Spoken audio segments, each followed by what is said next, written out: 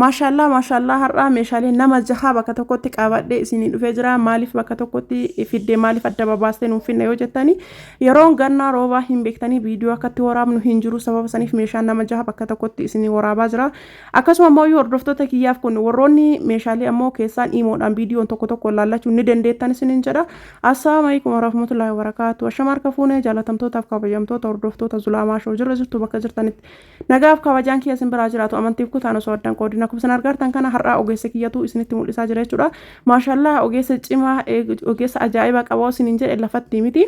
Kubsan argitan kana algaan kun algaa ampuuliiti jechuudha. Akkasuma algaa leezariiti.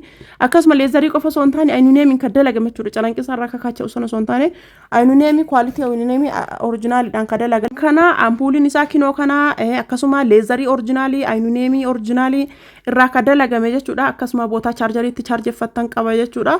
Gama lachittuu boota chaarjariitti chaarjeffattan qaba jechuudha. Maashaallah namoonni barbaadanii kootatii ajajadhaa isiniin jedha. Algaan kuni meetira 1.80 gatiin isaa birrii 80 jechuudha. Namni barbaadan koota ajajadhaa isiniin jedha. Algaa baay'ee bareedu jechuudha. Algaa kwaalitiidha. Gatiin isaa birrii 80 meetirin isaallee meetira 1.80 taansee algaa lammataati. Algaan lammataallee algaa baay'ee bareedu jechuudha. Maashaallah kun argitan kana ogeessi kenna ogeessa cimaa hedduu maashaallah ogeessa bareedaadha. Akkuma isin argitan kana haala kanaan kina hojjetee baaseera bakkee lachuyyuu jechuudha. Algaa kana keessa waan barbaadan yoo keettan keessa isaa baay'ee gaffagaata akka saaxiniitiitti waan barbaadan keettanii itti fayyadamuu dandeettan jechuudha. Algaa kana namoonni barbaadanii ajachuun dandeettanii gatiin isaa birrii 55 jechuudha. Namoonni argaa kana ajajachuu barbaadan kootatii keessan nutti dhiyaadha. Ajadhaa isiniin jira gatiin isaa birrii 55 ittaansee biffee meetira 1.60 akkuma isin argitan kana kiisii lama qabdi jechuudha. Masaabaa yookaan as bira zabiibatu isinii mul'isaa jira. Abbaa manaa kee hojii deemta jechuudha. Yeroo kaan isitu waraabaa yeroo kaan isitu waraabaa jechuudha. Ogeessi illee hin jira. Ijoolleen kuwwan ammoo misaadhaaf yaa'anii jiranii. Sababa saniif jecha viidiyoo waraabuun baay'ee jaratti hin mijoofne. Akkuma isin argitanii yeroon ganna waan ta'eef biffeen kun gatiin isaa birrii meeqa jettan 50 jechuudha. Balballi 4 akkuma isin argartan kana birrii 50 balbala 4 akkana bareedu kana muluu la muluu gubbaa kaasee hanga jalaa mastaawoti jechuudha. Maashaallah biffee baay'ee bareedudha jechuudha. Isin hin dhibu tagana xaxalamaa miti bakka tokkotti. Ittaansee ammallee algaa leezarii jechuudha. Algaa diizaayinii kana namni hedduu nagaafataa ture. Akkasuma diizaayinii kana arabdoonni diizaayinii kana fayyadamti. Algaa akkana kana fedha namni hedduu naan jedhan dhuftanii keessan jechuudha. Algaan kun birrii 85 namoonni jechuu barbaadan kootaa jedha leezariidhaa fi carqiidhaan akkanatti bareedamee hubamee dalagamee jira jechuudha. Akkuma isin argitan kan qirtsiin isaa kan itti bahee akkasuma immideeffii orjinaalii irraa jechuudha. Meeshaa kwaalitii qabu jechaadha. Meeshaa kana namni itti dhiyaatanii dalasiifachuu barbaadan kootaa isiniin jedha. Kinooti kiisiin isaallee akkatti bareedu laala waan biraati miti kunillee addaan baha jechuudha. Kinooti yoo akkana laaltan waan hin sochaani fakkaatami garuu hin socha addaan baha jechuudha. Kiisiin isaallee akka bareedu laala isiniin jedha. Gubbarrattillee jalattillee kiisii kanama bareedu qaba. Akkasuma algaan kun 85 namoonni jechuu barbaadani koota ajajadhaa isiniin jedha. Algaa akkana babbareedu kana algaa nama jahaa qabadhee isinii dhufe isiniin jedhee jira. Namoonni barbaadanii ajajachuu feetan jechuudha. Keessayyoon na dubbistanii meeshaalee akkana babbareedu kanneen isiniif baasna jechuudha. Lakkoofsa bilbilaa keenya hin qabda waan ta'eef gubbarrattillee isinii maxxansina keessayyoo dhuftanii ajajattanii isiniif hojjannee isinii baasna jechuudha. Warroonni meeshaa viidiyoo keessan imoodhaan daawwaltanii tokko isaatti ilaaluu ni dandeettan isiniin jedha. Garagaratti akkasii waraabuun bootaallee mijataa miti.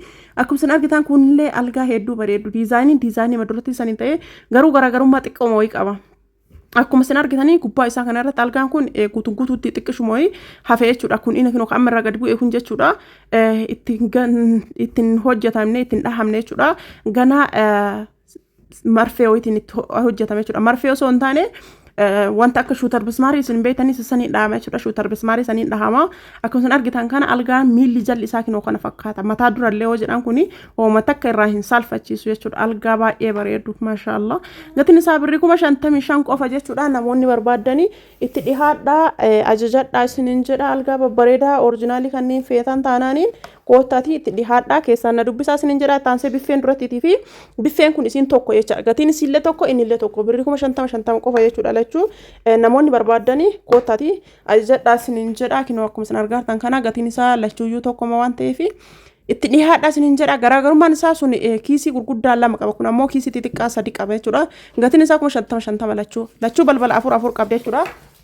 akkuma isin argitanii maashaallah itti aansee ammoo kitchen kaabineetii baay'ee bareeddu taate jechuudha. Kitchen kaabineetii tana anuuyyuu baay'ee jaaladhee jira gara kiyya. Isinillee yoo jaalattanii koottati itti dhihaadhaati daleessifadhaa isiniin jedha. Kitchen kaabineetiin tuni balbala sadii gubbaatti illee masaaba balbala sadii jalatti illee balbala sadii gatiin isaallee birrii 27 qofa jechuudha. Namoonni jechuu barbaadan koottaa ajjadhaa isiniin jedha. Lakkoofsa bilbilaa kiyya fudhattanii keessana dubbisuu hin dandeettanii baay'ee guddaadha. Bakkee barbaadan illee sosochaasuudhaaf isinii mijatti isillee baay'ee bareeddi jechuudha. Argitanii akkatti bareeddu gatiin isaa baay'ee rakasa jechuudha 27 jechaan homaayyuu akka hin binne hin beektanii garuuyyuu meeshaa akkanaa kana bitattanii itti fayyadamtaan baay'ee gaariidha waan ta'eef kitchen kaabineetii dhabuun homatta akkayyuu homaa namni mana qabaatan kitchen kaabineetii osoo dhabuu baattanii baay'ee bareeda taansi algaa akkana bareedu kanneen jechuudha argitanii algaa hedduu babbareedu kanneen yoo itti dhiyaattanii haala gaariidhaan argachuu ni dandeettan isin jedha algaan kunniin illee gatiin isaa baay'ee rakasa 50 lachuu jechuudha akka babbareedu meelaala algaa pilaatti zabanaawidha jechuudha namoonni diizaayiniin isaa hin beekne jechuudha diizaayinii babbareedaa keessan isin ergine ajajachuu ni dandeettan isin jedha walumaa galatti meeshaaleen kenna akkana fakkaata meeshaa babbareedaa kana argachuu yoo barbaadani Duwwaa 927 akkasuma lakkoofsa dabalataa Duwwaa 972 Duwwaa 25 19 irratti heloo jettan gama lachinuun argachuu dandeettanii nagaatti.